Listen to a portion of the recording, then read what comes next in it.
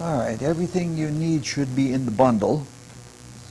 Now every time we look at these horoscopes, over all these years, we try to look at something about life at the same time. And we do this to learn about life, and we do it to learn how astrology works into life. Because otherwise you only study astrology and you live in a world of symbols and you don't see how it relates to life. Now this time we're studying the individuality and spirituality of Crazy Horse. And the life issue that is suggested by his horoscope is a classic. And it's a classic that has been addressed many times. Shakespeare has addressed it at least twice. And in one of those statements, he asks the question, what is a man? Now, in our times, when we state it in this kind of form, it immediately raises a different kind of a question. What is meant by the word man? Does that mean a human being, or does that mean a male human being? When Shakespeare asked the question, it was the masculine, a male human being. And we'll look a little bit at both. We can't look at character without looking at what it means to be human, but for the most part we'll be looking at what it is to be a male. Now, the nature of masculine expression is often a cultural definition, and cultures are quite diverse. Our culture in 21st century United States is very different than for the Plains Indians. So a cultural definition would not be appropriate. Now astrology, like via the mandala, seems to offer us a more archetypal definition. But we have to be careful about that, because even the way we look at astrology is culturally biased. And we define astrology according to our culture. So it's very difficult to come to an archetypal or to come to an objective view of masculinity. Now, while we're talking about culture, eventually please be sure to read that brief, because the brief talks a lot about astrology in cultural context. And it's very, very different than astrology as we do it for ourselves. You have to read it carefully because it's not really well written. Now, in this oral presentation, we're going to try and look at what it is to be a man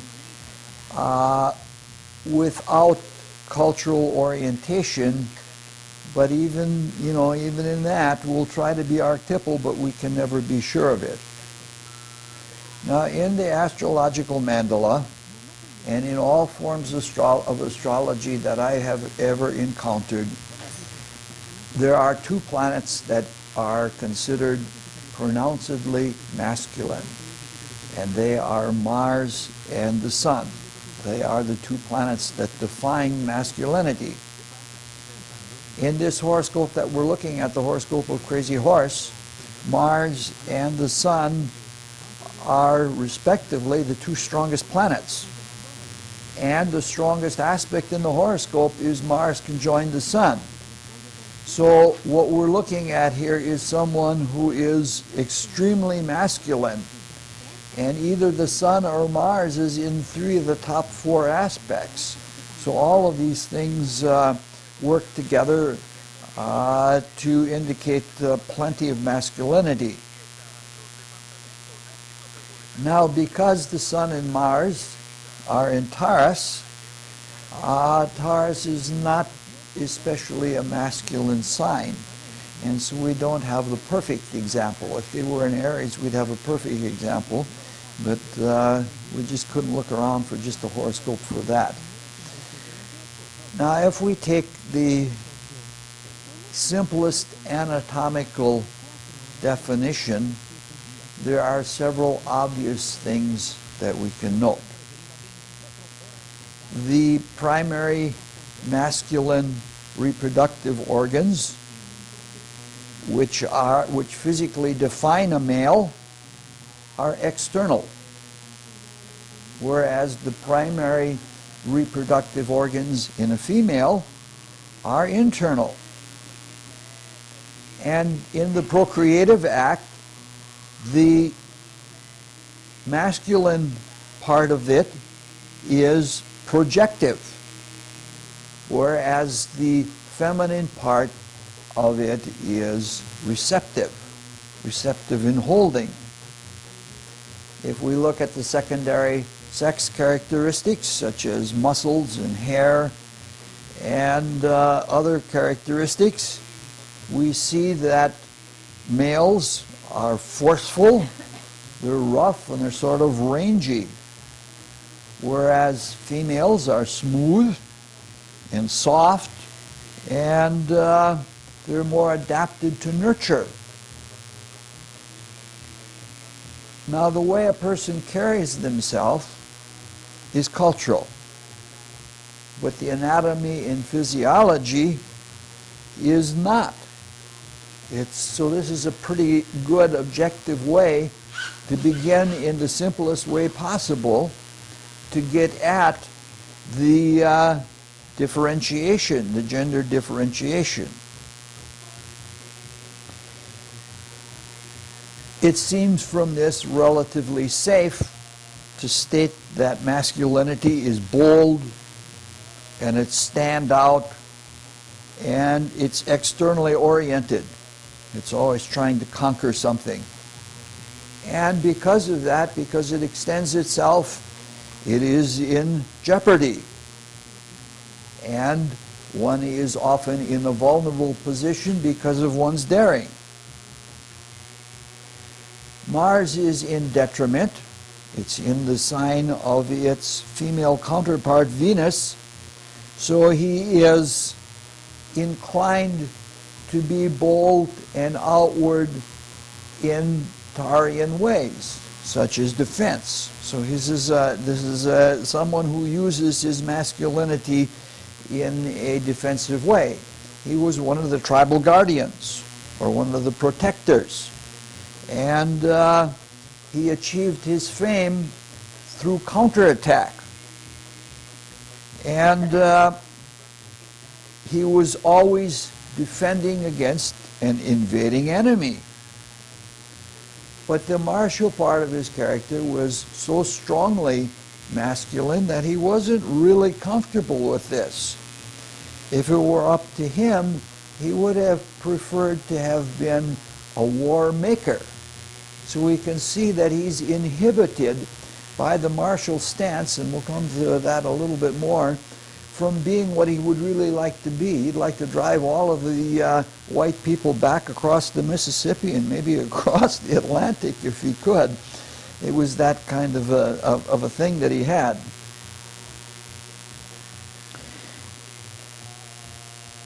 Mars in Taurus describes him pretty well, because it is the detriment of Mars. So Mars is to some extent frustrated. And it is a frustration that came about because he had to accede to his background. And his background was the tribal consciousness. And so he had to fit in with that, and his hypermasculinity was always a little bit frustrated.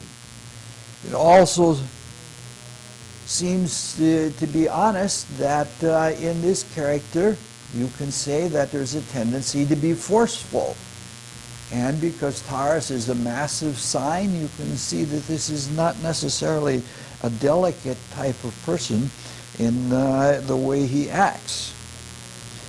Taurus has the quality of massive containment. And that massive containment was the collective spirit, the tutelary spirit that guided the native people, because they were not strongly individuated on their own. And this is what was holding him in.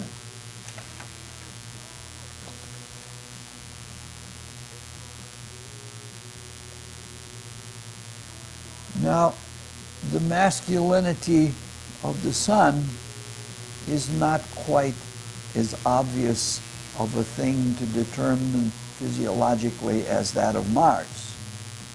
It's tempting to say that the heart is equivalent of the sun, but that's pretty physiologically involved, and it's not in keeping with Native American culture necessarily. Instead, let's look at the sun in very, very simple ways to get some basic ideas. This is, for being an intermediate course, we're being pretty baby level, at least when we start to get into it. The sun dominates the day.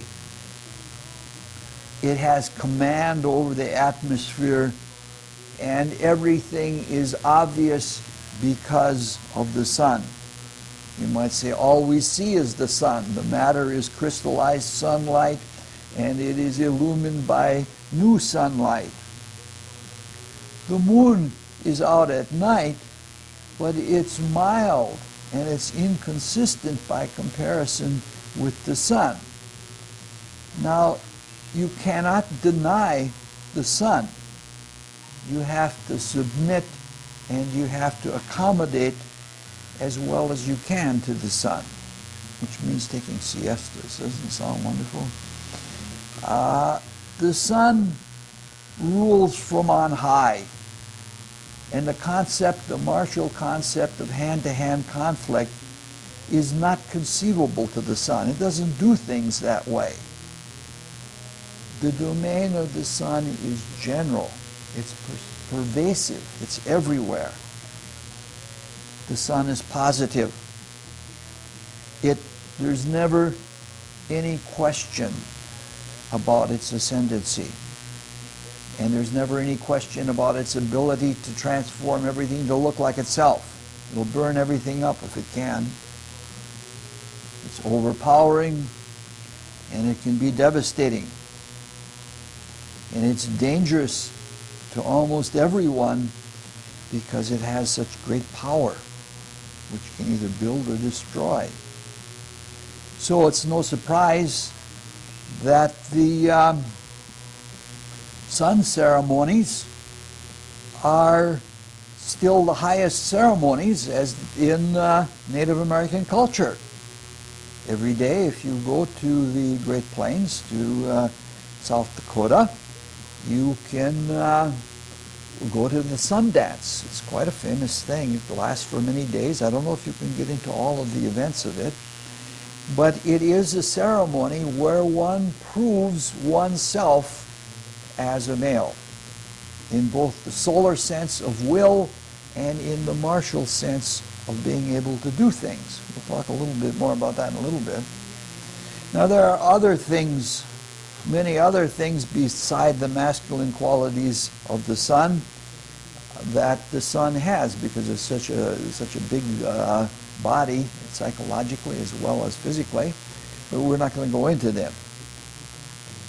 Because this is an individuality study, we have to look at these things in his character and how he individuated, and how he individuated through gender distinction.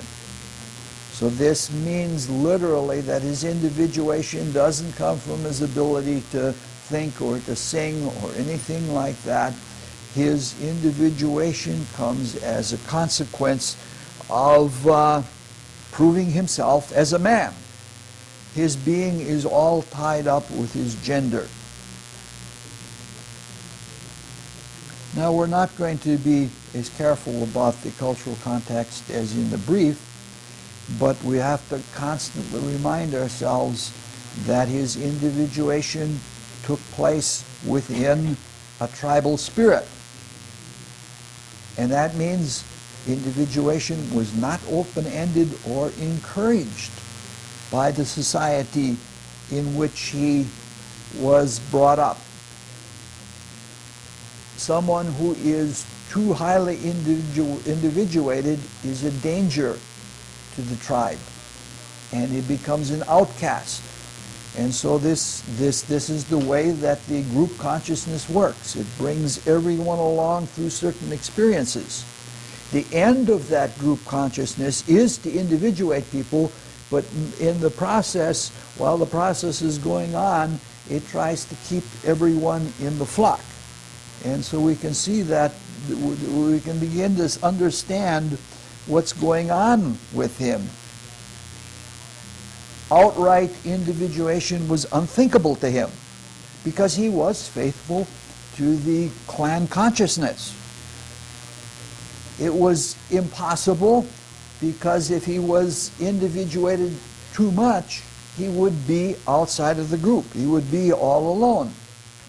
This is something that happens in all stages of individuation, even the earliest stages in teenage, when we start to become single people. There's a lot of insecurity because you're no longer part of the family. In fact, you want to distinguish yourself and be apart from the family as much as you possibly can. If someone were to individuate completely, it would be akin to losing one's mind. Because remember, we're dealing with people that have a collective connection with everyone else under the tribal spirit. This is a consciousness that to us is very foreign, and we're very unlikely to understand it completely. But when we think about losing our mind, because that's the way we know ourselves is through our consciousness, that's what it would be like to lose the tribal mind. You would be out there with nothing, everything that your culture had brought you up to be. You would be away from that. All right. Yep. What in the chart would indicate clan consciousness? That isn't in the chart. That's not in the Yeah, chart? you have to know that there are things. That's why we go into these things every time, is because there are things that astrology does not cover. And it's good to know these things beforehand, because then that allows you to interpret the astrology correctly.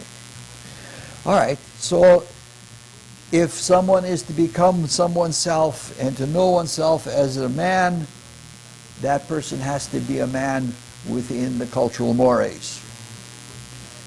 Now there is a procedure and even a name for this in his culture. It is known as becoming a brave. It's synonymous with a martial keyword, that at a certain age you became a brave. There were rites of passage, and they began in late childhood and carried on into adulthood. In fact, they culminated in your essential nature, which was basically frozen for life when you were given your name. When you knew yourself was the name that you went by. Like the basic nature of Crazy Horse was Crazy Horse. And that is the way he was distinguished. One had to have spiritual experience in these rites of passage, and one had to be proficient in skills beneficial to the community, and those skills were very defined by gender. And one had to be a warrior. And being a warrior was more than just fighting, because the war was culturally defined, and there were certain ways that people fought, and you were considered to be unhuman if you didn't fight according to the way wars were carried on.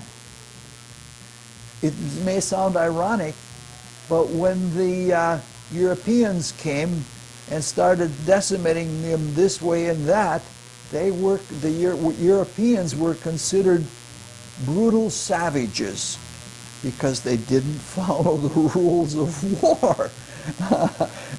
You know, it's really quite an interesting thing. And the funny thing of it is, I'm not certain of this. Maybe Mark, this is the kind of fact that Mark might know. But I believe the custom of taking scalps was learned by the Indians from Europeans, and that that wasn't part of their culture until we made them, until we brought that to them. You become like your enemy, I guess.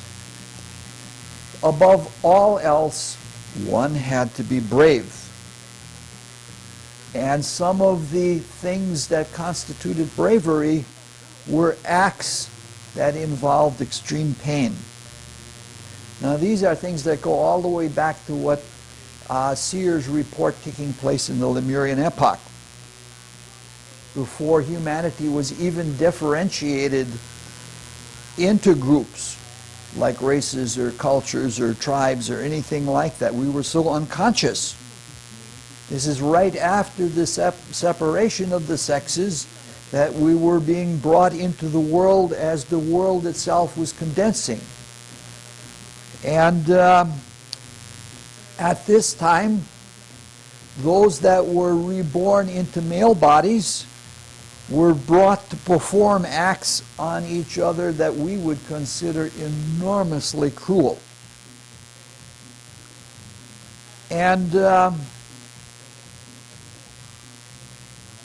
it's not clear whether that cruelty was a result of their base nature or whether it was a result or was just part of a ritual. It's not real clear. But there were fights to the death. People would fight each other to the death. And they would do extremely torturous things to each other. Now, in the Braves, I have a friend that used to go to the sun dances, and he was into Native American culture. He was not himself a Native American, but he went there, and because he was friends with the Indians, he got to see all parts of it. And they have a thing that where people prove their bravery by taking skin, which means they take a razor blade and they slash into their skin, and they take a strip of skin out to prove that they are brave. Some people, he said, he couldn't believe it. Some people were so brave that they took skin up the arm, across the chest, and down the other arm. They would take like a little ribbon all the way across. It's hard for me to conceive that. But in the ancient Lemurian epoch, pain was considered good because it brought us into our bodies, because we were aware of the sensation. And it incarnated us. It made us more conscious. Our consciousness at that time was very internal. We were unaware of things that were happening outside of us, and our destiny was, especially since at this time we had already passed through the fall, our destiny was to go deeply into matter. And so it was important that we be brought into incarnation. And that was the purpose of it. And remnants of that are still found in all cultures. The fights to the finish we still find in boxing rings to this day. And I'm told that in some parts of Brazil, that in the prisons, that the prison guards have bets, and if somebody wins something like 10 fights to the finish, that is, they kill 10 people in man-to-man contact, they give them their freedom. And the prison guards bet on it and everything else. Not a pleasant night tonight, but it's a Mars Sun night. One of the other byproducts of pain was that it awakened consciousness. From the very beginning of our evolution, which was probably before the Big Bang, when we went through a mineral-like state, right up until the present, it's a matter of becoming more and more and more awake. And pain brought about specific consciousness. specific consciousness that we ourselves, because as we were ourselves, because previous to this we were something like animals. When one animal in a group experiences something, that experience is the property of every animal in that group. And as we became separate individuals, feeling pain is how we knew ourselves in a separate way. And we got to know all the various different parts of our being by experiencing them with pain. Mimes do that kind of thing now. A mime might paint their finger a bright purple or something like that for a few months, just to be aware of that finger and those joints of that finger, because they want to be able to know where their consciousness is going and what they can do with it, and they're constantly reminding themselves.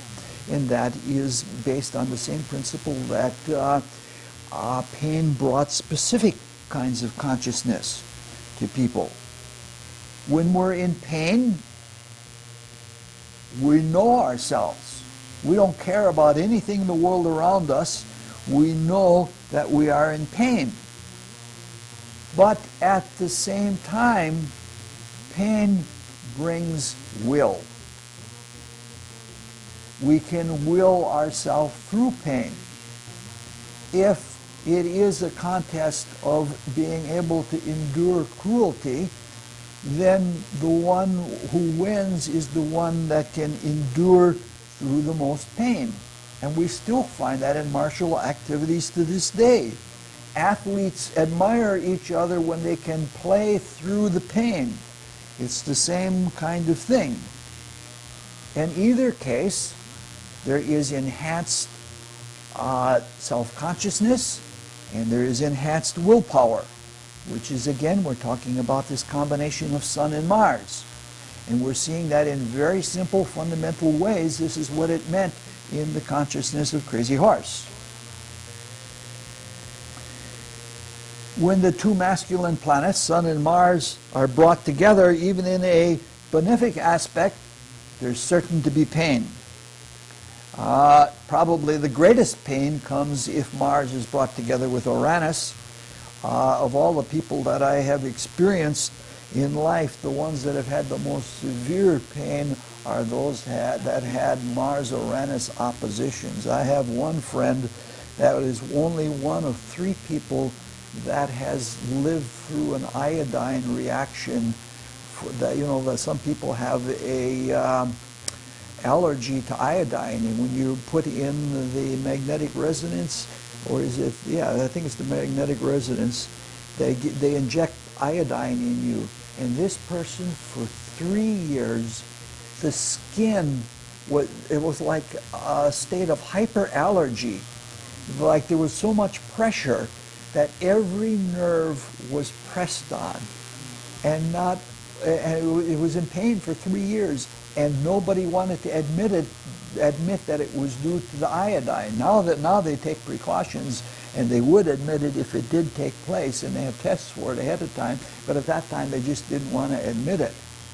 And no sooner did she get done with that than she got in with a sadistic dentist who took off all of the tops of all of her teeth. And so now she has caps on each one of her teeth because he was trying to keep her teeth from grinding at night, and he's just mowed them down. And this is a person that goes, I can't begin to tell you the sorrows that this person had, but it's Mars-Uranus for extreme kind of pain. I think that the Uranus indicates the jangling kind of pain, and Mars is just pain in general.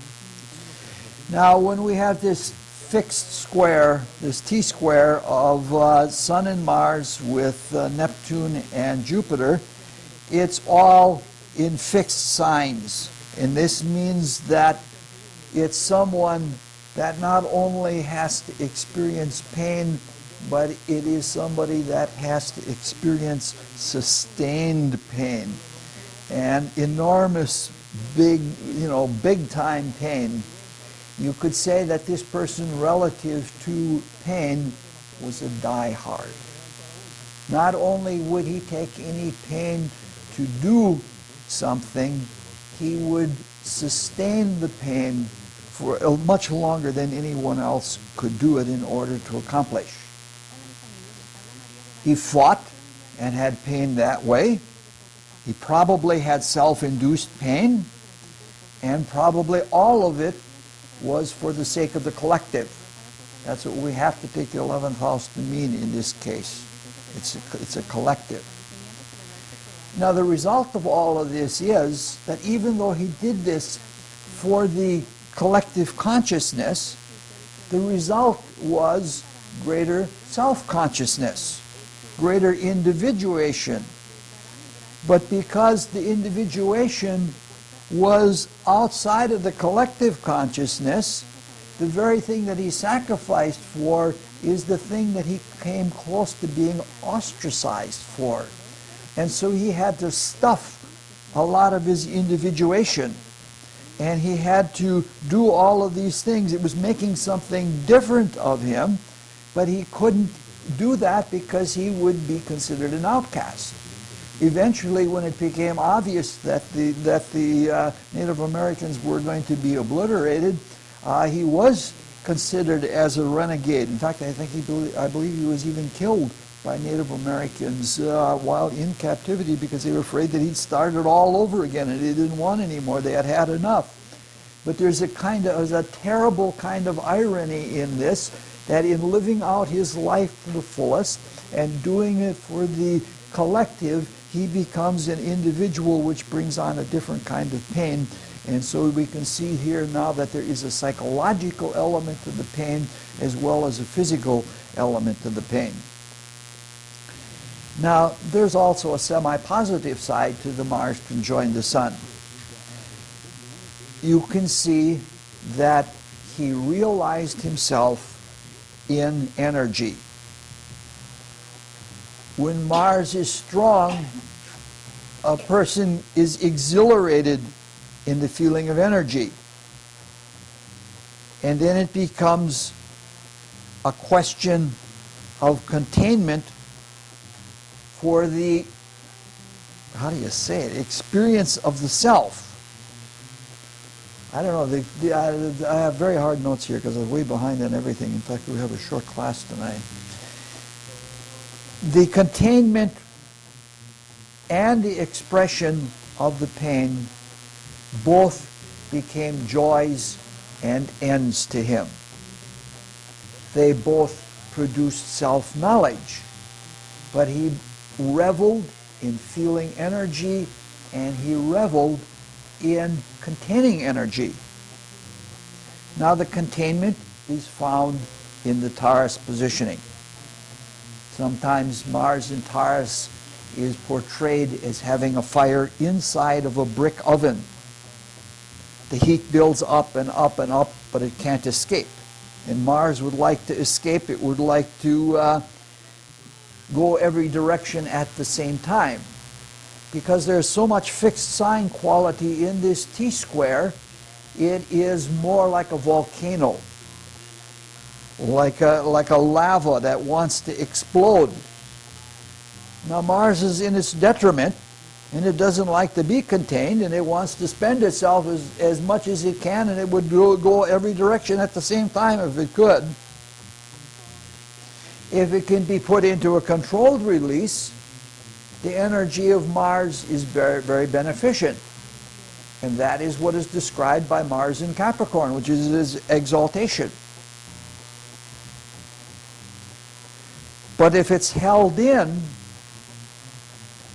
the Mars, so to speak, resents being held in. And that is the perfect word for describing Mars conjoined the Sun in Taurus: resentment. This is a man of enormous resentment. He knows himself, he's aware of himself, and he's aware of the resentment in himself as much as possible. There are some people that like to be angry. And they know it. And they hold their anger in, because when they hold their anger in, it becomes stronger. And they resent the very forces that they use for holding it in. So this is what we're trying to get at with the crazy horse resentment.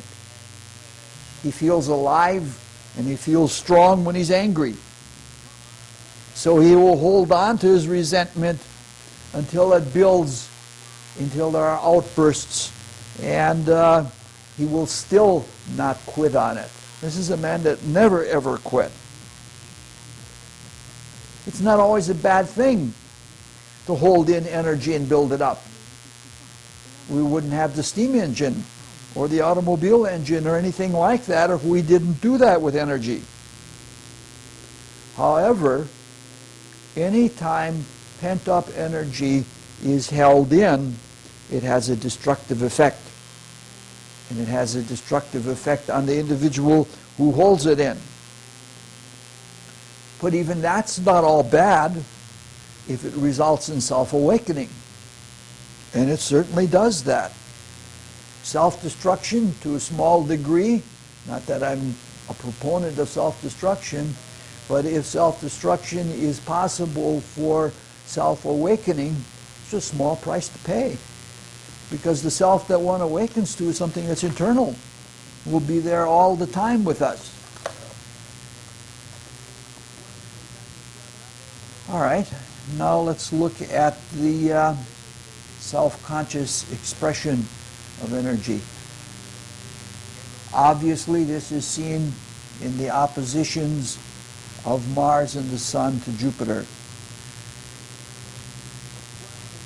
Examining this compound opposition is challenging in itself, because when you try to examine something like this, you can see Jupiter as either something internal or something external.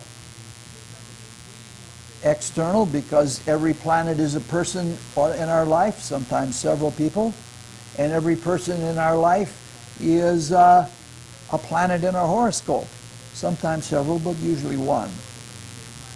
So if we try to understand this principle as it applies to Crazy Horse, it's a little bit tricky.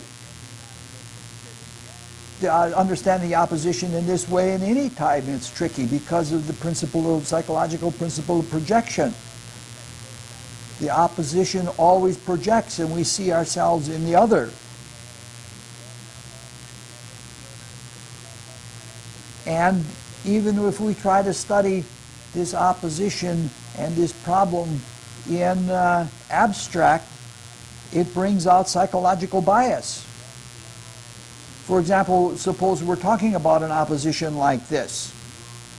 An introvert would say that the planetary person, which in this case is Jupiter, is only important in pointing out what is in this horoscope's native, what's in the character, what's natally in them. The ultimate reality and meaning is within. The extrovert would say to that, it doesn't matter what you do to people or what people do to you. These are real people whose lives are every bit as important as your own. And then the introvert would come back and say something. One cannot possibly treat those people outside of oneself if one doesn't know what one is. And that is within. If you don't know yourself and you can't control yourself from within, then you can't help all of those nice people out there or harm them if you're enemy. You can see this is an argument that goes back and forth and back and forth. If we are astrological students, we have to be careful of our own introverted and extroverted biases. And these are things that can be, that can give us a lot of trouble. We're often likely to interpret it from our point of view, and that's not the way it is for the person who we're working with. In this case, we don't know enough about the life of Crazy Horse to say who the Jupiter figures were and how the interactions with them went. We do know that the fifth house represents lovers, and that he had an unfulfilled love with a woman that was given to another person by the tribal elders, and he never gave up on his love for her, but we don't know about the relationship he had with her or with his rival. We also don't know enough about the dynamics of the situation to really get a good understanding to see how it worked. Lacking evidence, we have to be internal. But evidence is important because astrology is not mind reading. It's not to try and blow somebody's mind by telling them things about themselves that they thought they only knew. The purpose of astrology is to help to understand the things that are there and that we do know. Sometimes that means exposing them to things that they were previously unconscious of, but not always. Similarly, we could conjecture that Jupiter represented the enemy in general, as opposed to himself, or the enemy of the collective, the self-focused in Taurus. But that's a little bit hypothetical, and it's not good. It's not going to be much good to us. So we're forced to take an internal interpretation of this opposition, much to the joy of all the mystical introvertive types. Now, we have already determined that Crazy Horse becomes self-conscious and awake through energy, both expressed energy and contained energy. In his self-consciousness, he likes energy. Thus, to a large extent, his self-definition is bound up in energy. He is defined by energy. Now, part of the psychology of Mars is that it not only likes energy, it likes competition. And it especially likes winning. And the emotion attached to that is pride. Now remember, even though we're talking about individuation and self-consciousness, he's most likely coming from the lower nature, from the pseudo-self and not his divine spiritual self. And as a consequence, the emotions that he has of experiencing joy in the expression of energy or even in the containment of energy is likely to be pride. This is a person of enormous pride and expansive pride. Now this pride, as it is a fierce pride. It's represented by the oppositions to the Sun and Mars. Now Jupiter indicates that there's probably some degree of indulgence in the desire function relative to the energy. And any time that there is indulgence in a desire, there is hardening. Even physical hardening, but certainly psychological hardening. So in this astrological complex, we can see that in the expressive part, especially the pride and the joy in the expression, he hardens himself. And you can say that this is, in a way, archetypal of a fierce, savage, violent, harsh, cruel individual, probably both psychologically and physically. Callously cruel, this is somebody that can be. If I can take all of this pain, why not you? And if you can't, you need to be brought to awareness of that. It doesn't make any difference anyway. Let me just pour out the energy. You just have to take it. Now normally Taurus is not a sign of cruelty, but in the extremities of these aspects, it gets turned to that. Jupiter too is usually benign, but in Scorpio it has in Scorpio in this aspect pattern, it magnifies its everything. It magnifies the resentment and the anger and the pride and everything else. In most cases, resentment and other negative, destructive attitudes are relieved by positive forms of expression. That's how we get it out of us. Astrologically speaking, there are not enough strong or well-tuned positives in this horoscope to match the intensity of this T-square. There are sextiles and a trine to Uranus, but they're much too weak and they're much too subtle. They're unavailable to him because he's made himself so coarse, made himself so hard that he can't really respond to them. Now, he did have rivals who are symbolized by Jupiter, with whom he could take it out on, but the code of ethics built into him as he grew up would not allow the all-out violence that he had built up inside of himself, again with this whole containment. This is what often happens to people that are violent. The containment gets built up, and when it gets expressed, they are considered antisocial. And then the containment is forced from without, usually in the form of incarceration. Luke can tell you about that a lot. He's seen a lot of those people that have been contained. He's worked as a psychiatrist in the prisons, and so he's seen the result of that kind of containment on people with this kind of a personality. He may have had enemies, but he couldn't be perpetually at war. And when he was usually at war against overwhelming odds, which also had to be frustrating to him.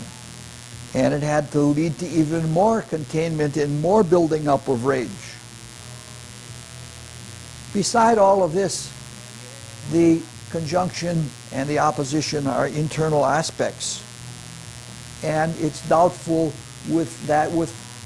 even without these conditions that he ever could have externalized all of that energy, because these aspects tend to work inwardly and stay inwardly.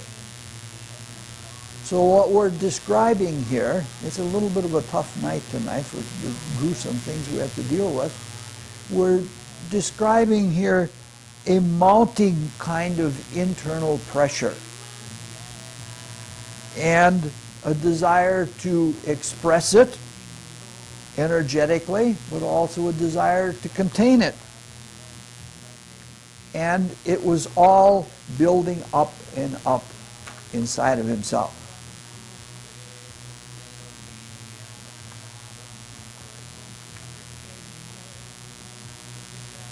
The result of all of this is greater self-consciousness. If you're in the middle of a storm like this, tossed and turned from every direction, you have to keep your wits about you. And so he individuated, even within the containment of the clan or the tribal spirit. So it's very, very ironic. Again, this has to be mentioned. But the long-term evolutionary goal of life after life is to eventually bring us to be individuals. And when we discover our divinity, when we come into our own as spiritual beings, we can appreciate all of the spiritual glories of the cosmos, and we can become creative beings. The group religions, where a tutelary spirit controls the people, is to gradually bring them to that end. But right within that, if they are successful, it is difficult for the person making the transition from an individuality that is only understood within a collective to an individuality that is standalone. In fact, it actually goes beyond a standalone individuality, because one realizes that one is never separated from the universal spirit, But the difference is that after individuation, one gives oneself freely and voluntarily to the universal spirit, and that makes all the difference in the world. Now, often fixed sign destiny, especially malefic fixed sign destiny, is brought upon people who are incorrigible. They are people who do not cooperate with evolutionary processes, and they're brought into impossible situations from which they cannot get away from, whether they would like to or not. It's likely that the entire destruction of the North American Indians and their culture was due to some process like this. Some evolutionary process determined that it was no longer good to remain peacefully within a nature setting and being contented in that way, that something more was needed. Individuation. And it's a curious thing that Crazy Horse became individuated like the people that he was fighting against. Even a lot of the wise men of the Native Americans said the same thing. They said they didn't know why that they had to be exterminated by such horrible people who had no love for nature, but they knew that somehow within the Great Spirit it had to be. They could understand that. So, what happens is that relative to the group consciousness, Crazy Horse, by his individuation, which is due to all of this intensity being bottled up and being expressed violently, was brought to such an individuated state that he was being dissociated from the group culture. And so we're coming to now the principle of dissociation, and we're talking about the Neptune part of the T-square. Now, in the normal course of things, if a person is a self-conscious spiritual aspirant, they struggle with the lower nature and they try to overcome it, and they try to bring the spiritual consciousness all the way through the character. In this struggle and in the ongoing work of life, day by day, soul growth is the result. And soul growth results in soul power, which is a kind of energy that is stored up for being released in another way. You could call soul power psychic energy, if you like. And what happens is, in this process, since the internal adversary, this lower nature, is so cunning, we develop a very careful and a very all-seeing kind of control of our whole being. Now, the result of this is, by watching and examining our wins and losses relative to our own lower nature, we stratify. That is, in our consciousness, we separate the soul power part of our etheric being from the biological part of our inner being. In this whole process, a pressure builds up. One is striving more and more and more to be divine. And the pressure builds up, and there are several ways that the pressure can be expressed. In one way, it can cause us to sublimate, and we transcend and have higher experiences of consciousness. In a positive, in a healthy psychological way, we can say that we dissociate from the personality and we readjust or retune our consciousness to a higher spiritual being. In a much lower level, we can take this energy that builds up inside of us, the pressure that builds up inside of us, and direct our attention into the soul ethers and then we can leave our body. And the spirit, with all of the higher vehicles, is still functioning in a personality, but not in a personality that is this. And it's functioning in inner worlds. They're both have to do with dissociation. Dissociation from the physical in one case, and even greater dissociation from the whole personality in the other case. Now, it appears that Crazy Horse did none of these things. There was a spiritual religion, and there were spiritual practices for warriors and braves and medicine people and things like that. However, he did have visions, and he did leave his physical body. He usually had his out-of-body experiences after he fasted. He claimed that in these out-of-body experiences, he could see everything clearly, and this is where he was presented with battle plans. Though he voluntarily fasted, you can't say that his clairvoyance or his dissociation from the physical body was voluntary. It was not in control of it.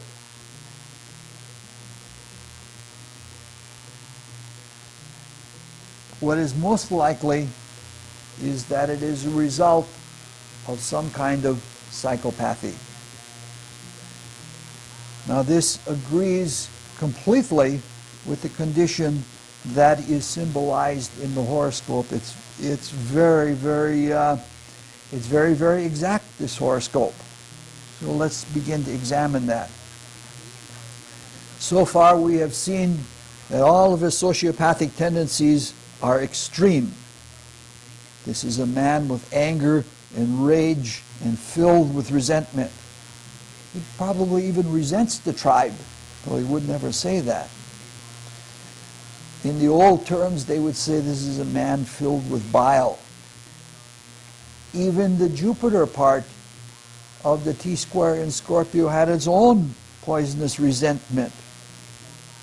He had an extreme pride, and in his energy and in its expression is where he took pride. Complete expression was not socially or psychologically or even physically possible.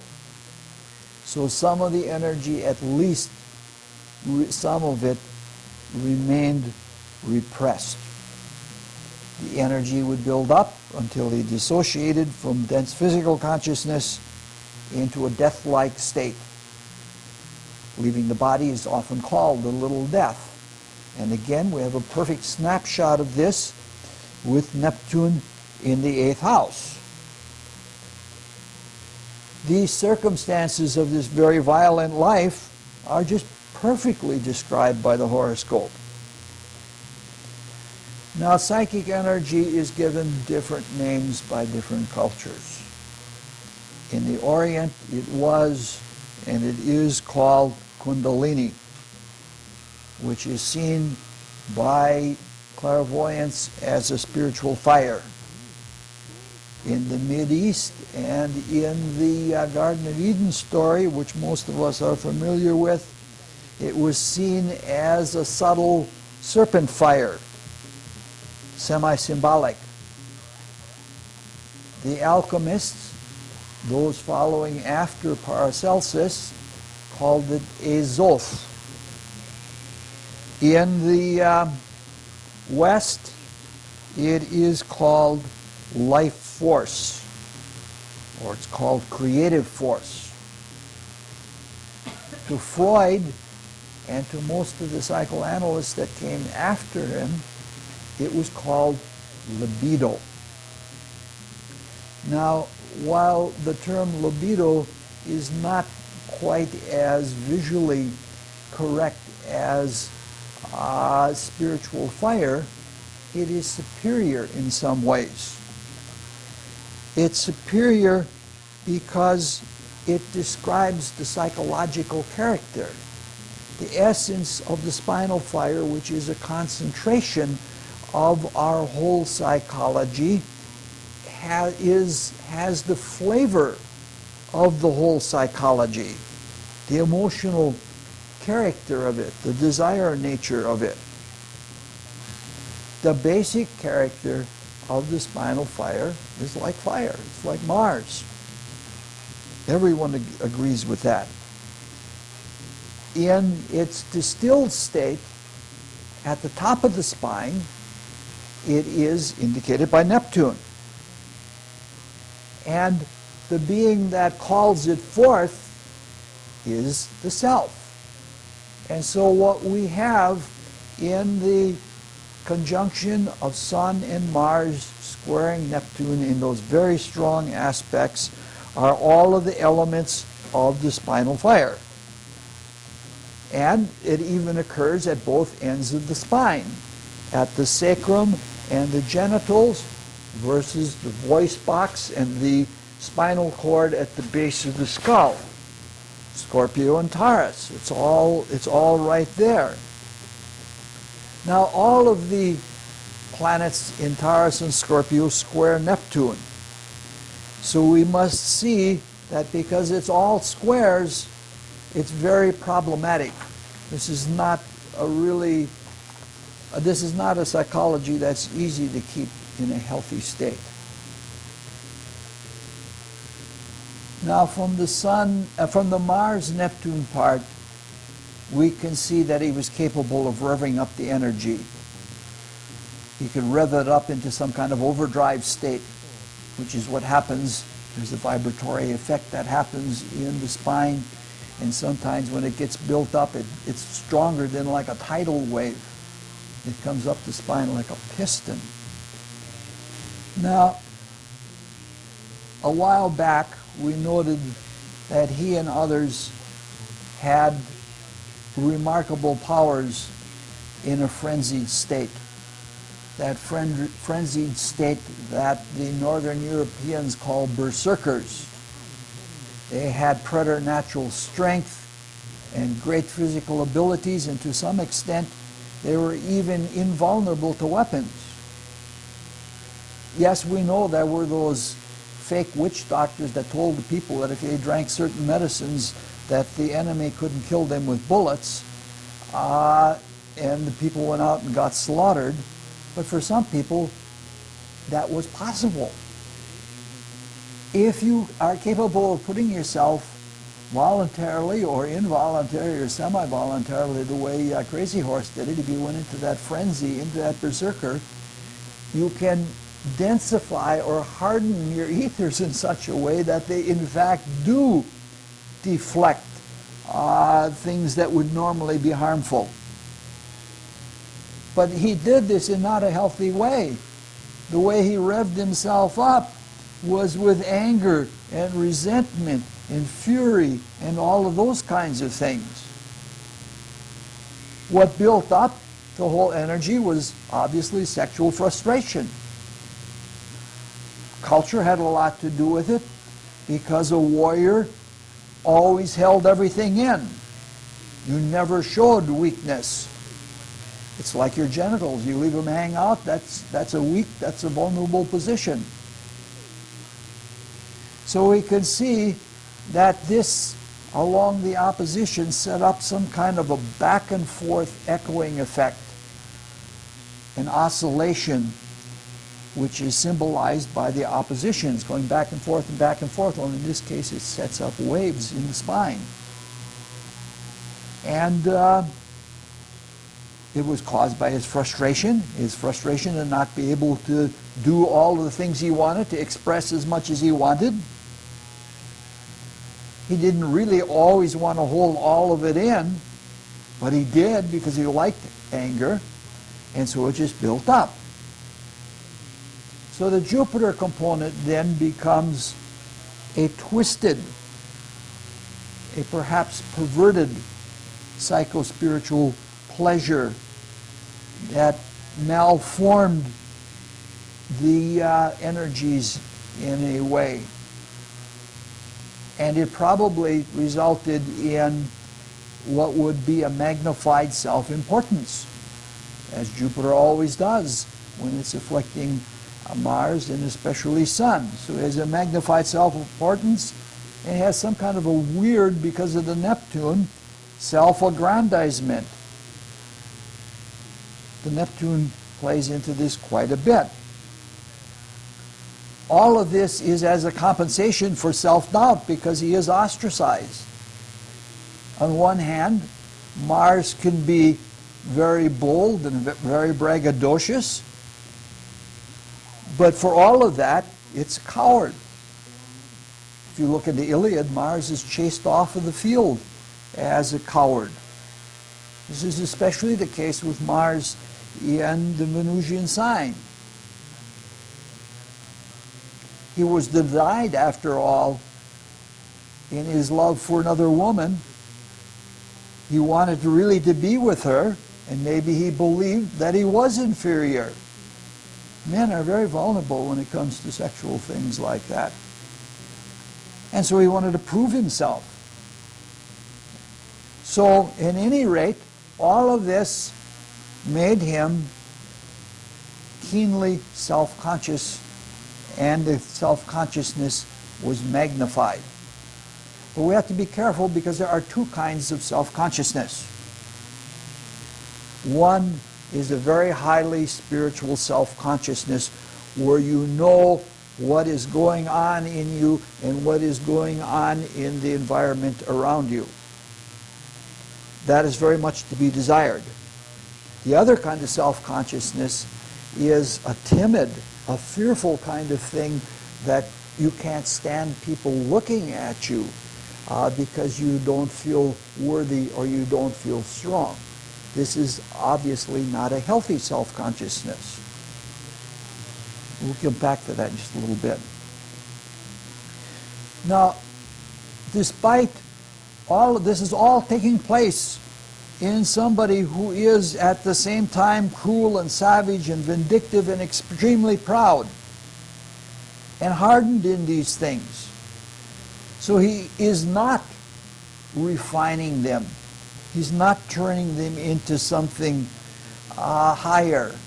And so it is almost against himself. He probably savages himself in his consciousness.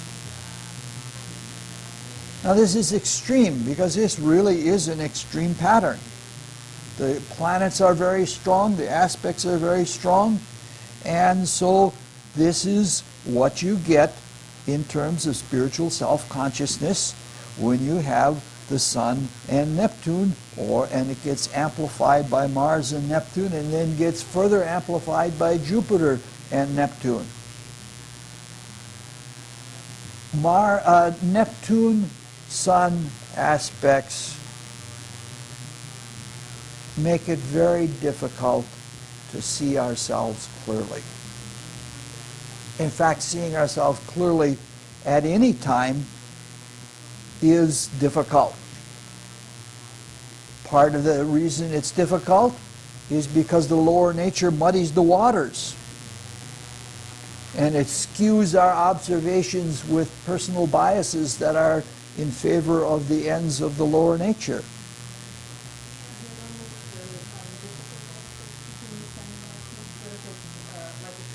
Yeah, it's usually the difficult ones. I haven't noticed it so much in the others.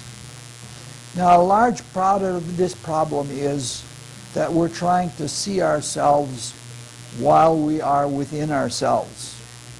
And we're seeing ourselves through the medium of ourselves. No wonder it's difficult. That's almost an impossibility.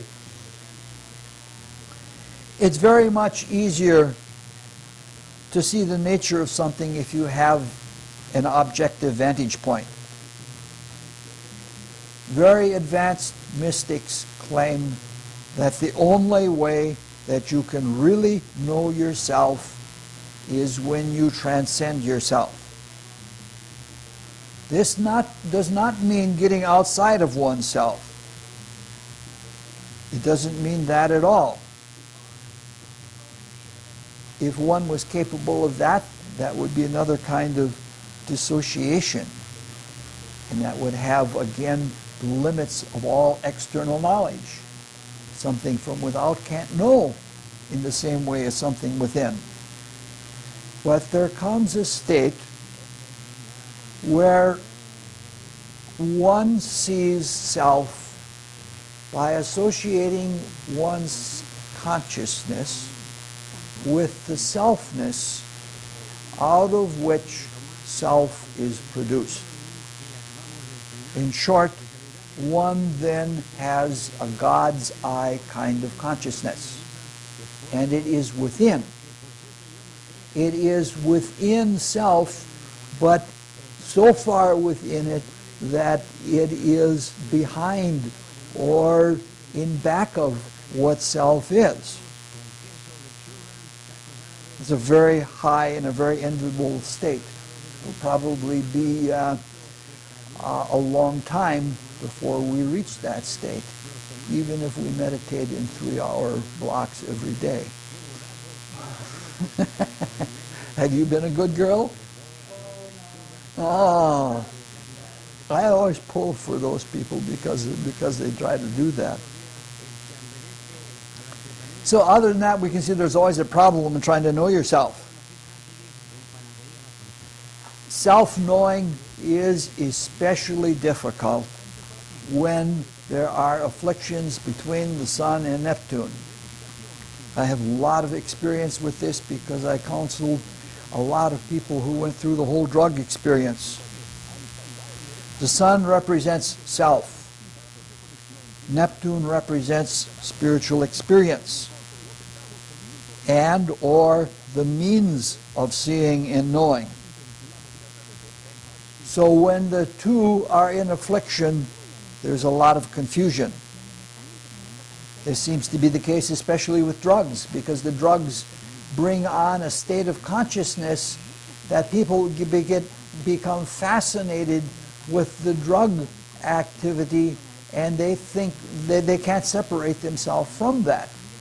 And the reason they can't separate themselves from it is because they have given themselves to it. They have abrogated their selfhood to the drug to take them to a place of consciousness which they didn't do themselves. And so no wonder they can't separate self from it, because they've already given it over.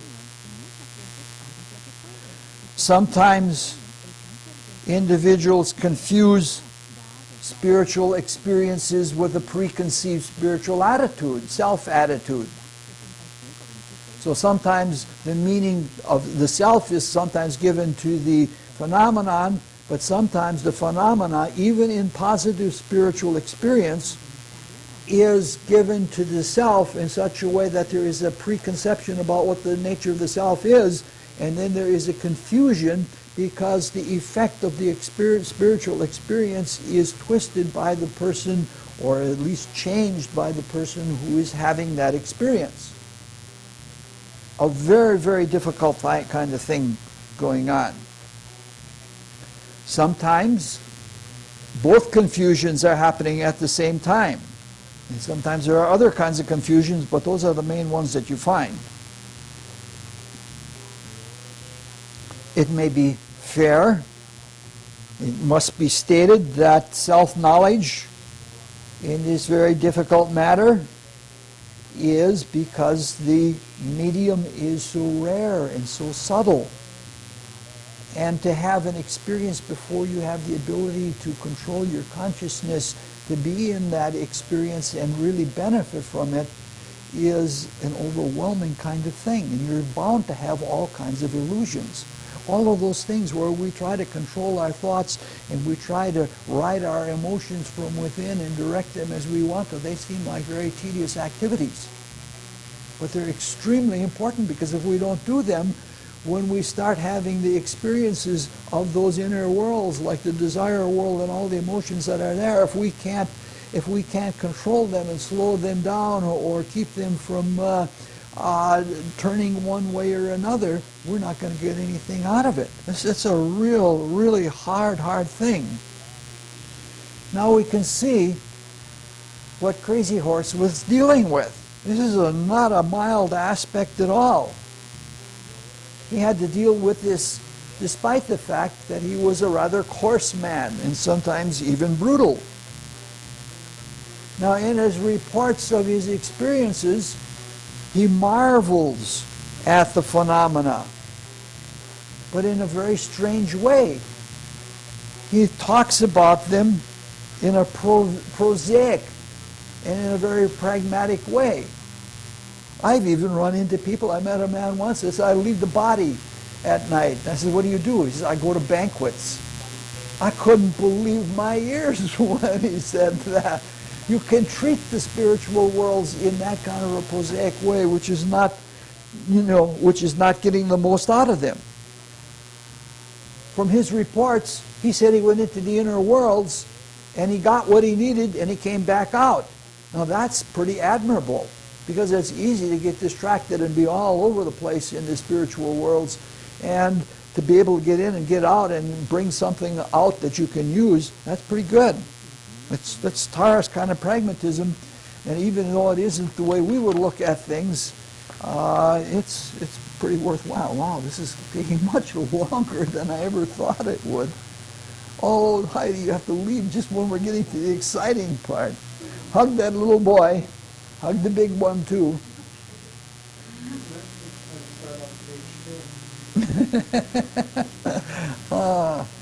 No, this is something I've got something to say a lot about, because I've experienced a lot of this with working with people. All right. Just curious about the thing about the pride. Yeah. The fact that the pride is there and you've got this cruelty, is it magnified more because Jupiter is in Yes. Mars is Yes. Mm-hmm. rulership? Yep. Yep. And so Jupiter in Scorpio is enough alone to have a cruel pride. So And this is a combination that everything compounds to a common end, and that common end is not necessarily pleasant. so you might even take pride in the cruelty. Yes, and there are people that do that. That happens quite a bit. I think one of the best literary examples is in Lord Jim. You ever read Lord Jim? Oh, can you consider yourself an author?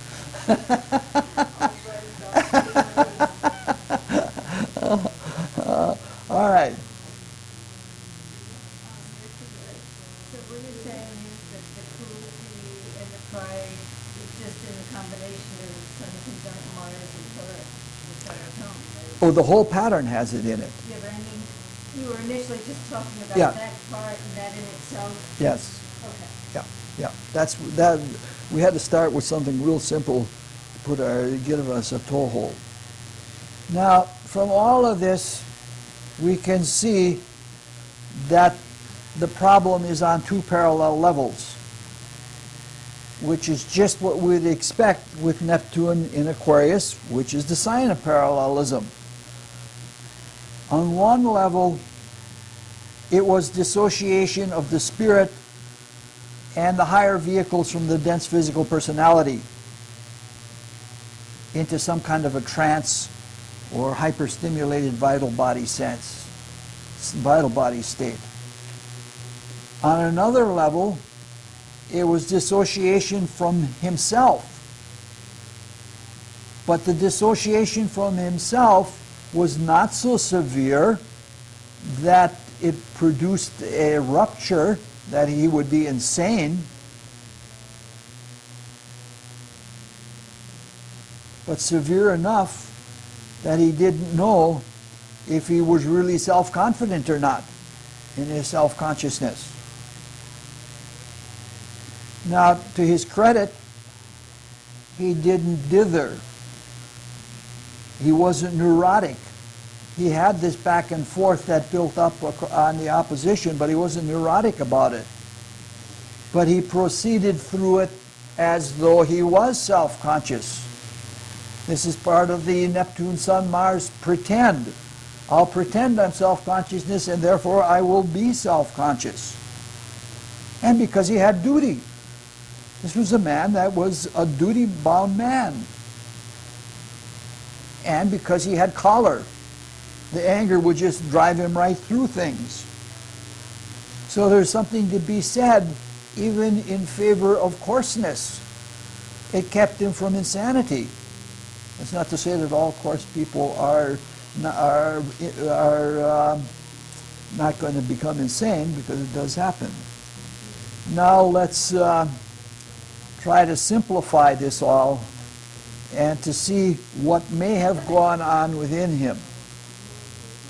And to do that, we're going to be a little weird. And I'm going to talk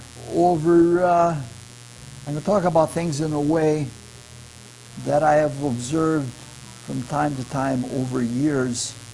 And they're not exactly the same thing as this, but they're a good way to get at this in a strange way.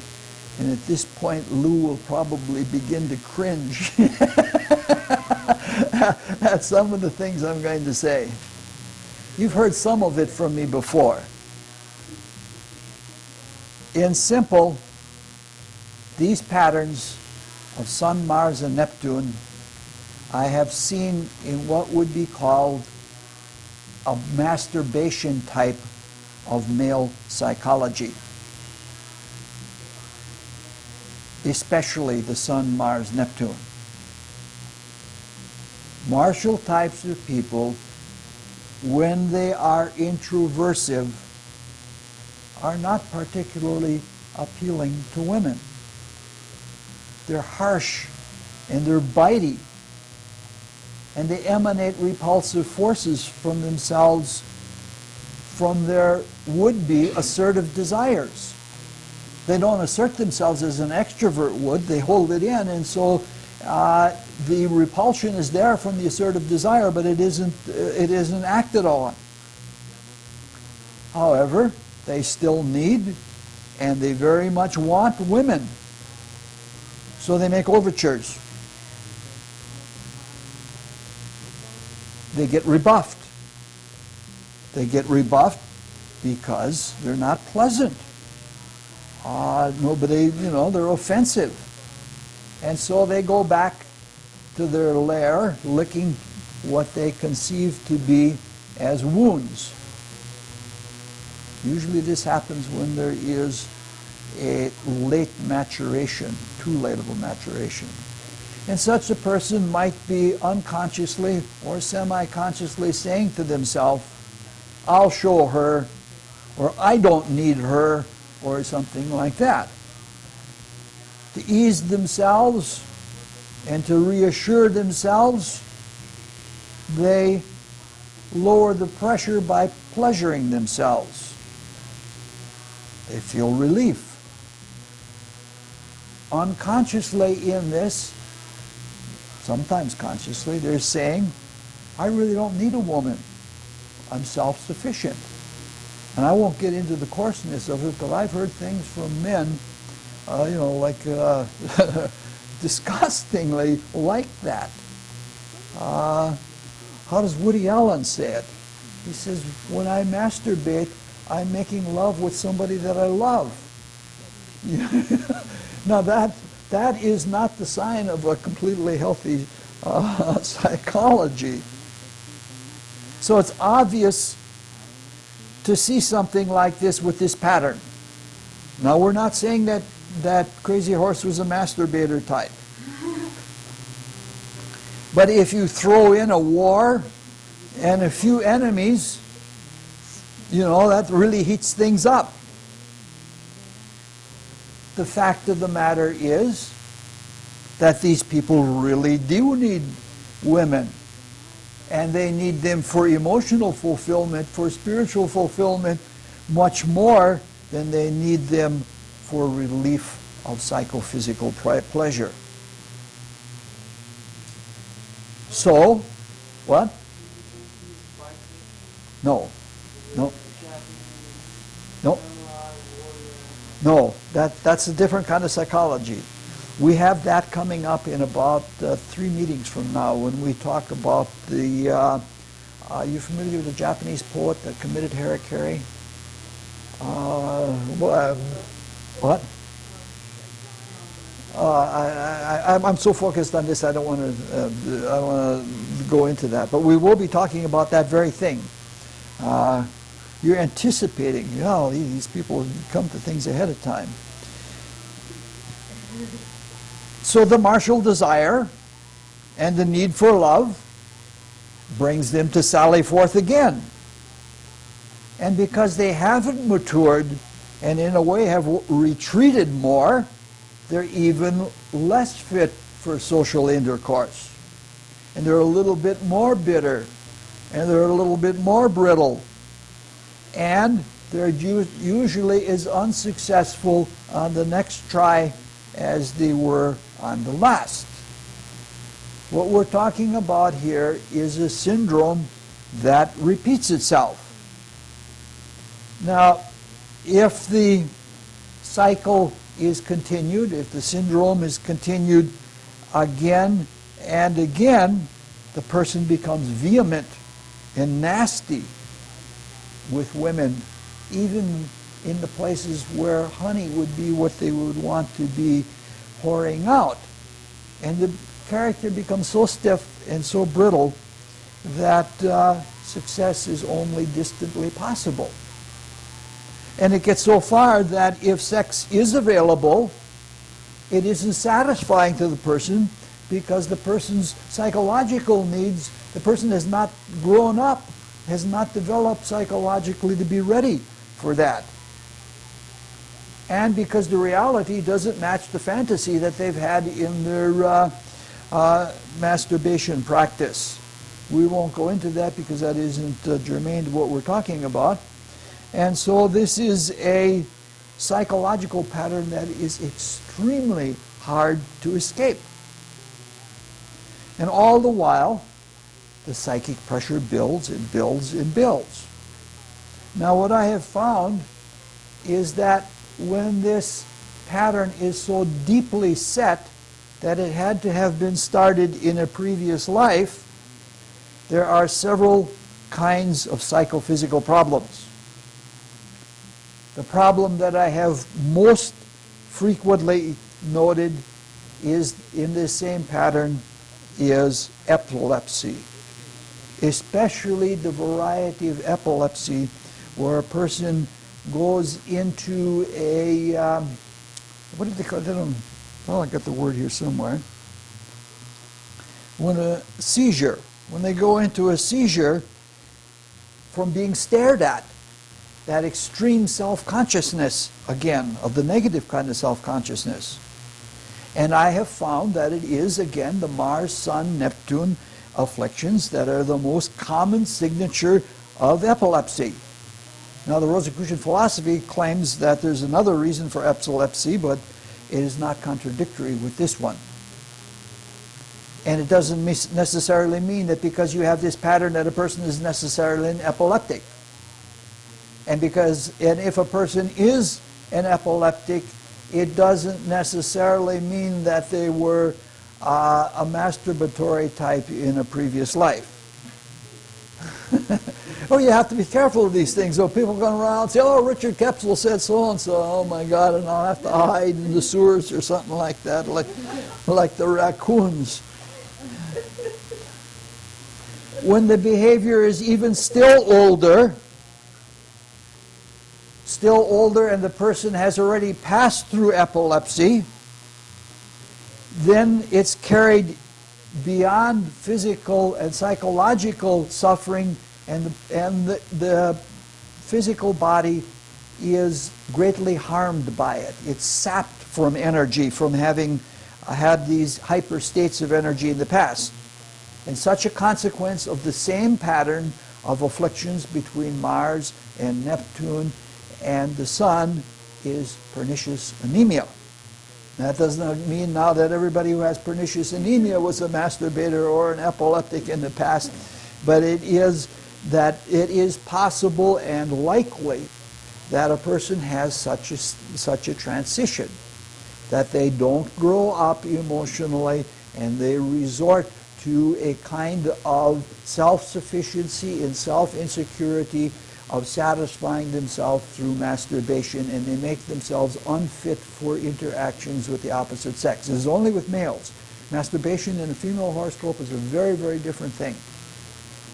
And it builds, and because the pressure builds up, because the psychological part is not really satisfied, and the problem is still there, it results in some kind of dissociative state, usually in the etheric body, usually in pulling the person out of the dense physical body. And that is epilepsy. And then the long term of that result, we're almost done, results as some kind of anemic condition because you've blown all of your energy. Now, in this vein of consciousness, we're not saying that Crazy Horse masturbated.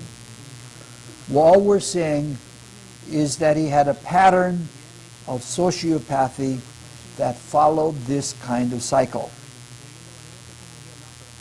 His condition may have been epilepsy. It may not have been epilepsy because there are many, many varieties of phenomena.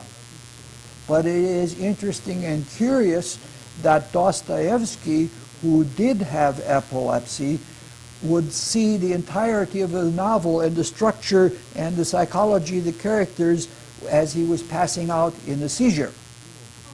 And he similarly had great problems with sexuality in that same in the same way.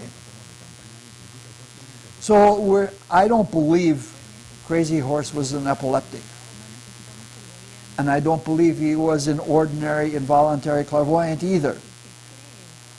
It was a character that was carried too far into extremity to be either of them and to be healthy. It was too extreme to just be sensitive. And it was too extreme and too psychologically bound up in it for it to be just epilepsy. Unfortunately, that's all the time I had for this. And there is much, much, much more in this individuality and spirituality we could go into, but I don't want to do 2 runs on a horoscope. And I'll just take this as bait to try to tempt you into digging in further and getting the rest out of it. You're still here yet. I thought you might run after that. But have you seen that psychology? Where a person retreats even without the masturbation, they retreat in themselves. I'll show them, and then they come out and they get the same kind of thing, and then they love the anger. When I was young, I loved anger. I didn't want to have an outburst of anger because I would lose it. I would lose that wonderful feeling of the energy inside of me. So you've seen some of that in the prisons then. Okay. No. Any other questions?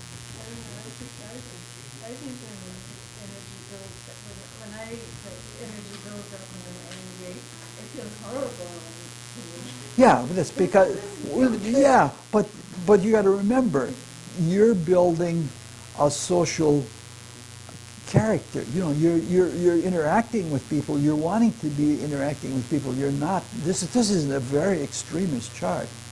I know, it's just hard to imagine that it could feel ridiculous.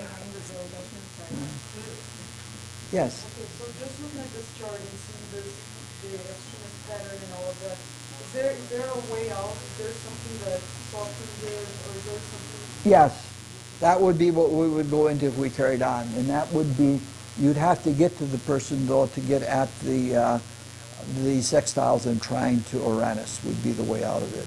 But you know, it would mean a big 180 turn from what he was. But it's possible, yes. But usually, with the incorrigible ones, they have to go through the hard experience. And so it's likely that there's no way that you weren't going to set up a sofa in a teepee and be able to, yeah. Isn't this like a fine chart for someone who is? It's him. Yeah, he had to do it. Yes. I would rather have this chart among the Plains Indians than in Madison, Wisconsin right now in 2008. Yeah, it would be tough here. I met a man, he actually got murdered eventually. I met a man that was, whoa, it was like this. I seen him take on really tough men in fights, and he'd say to them, I come from the South, where all we have time to do is pick cotton and whip assholes. Are you ready? I've seen it. He was with a friend of mine. She became his lover, and I don't know, boy, she had the courage. But he got people riled up, and he went after a whole gang of them with a lead pipe in his hand. He eventually got murdered right down here, down off of where that 600 Club used to be. I don't know what they call it now, on Wilson and, 8 Corners down there. Well, that's about it. What you're saying is he wasn't incorrigible before he came into the Yes. church. Yep. And so that's what he's going on. Yeah. It would take, I suppose a person could become a saint with a horoscope like this, and maybe a saint might even take on a horoscope like this to dredge up all kinds of things from the past to finally deal with them. But it's very unlikely. This is somebody that, fixed sign, you've got to do this. You live by the sword, you're going to die by it.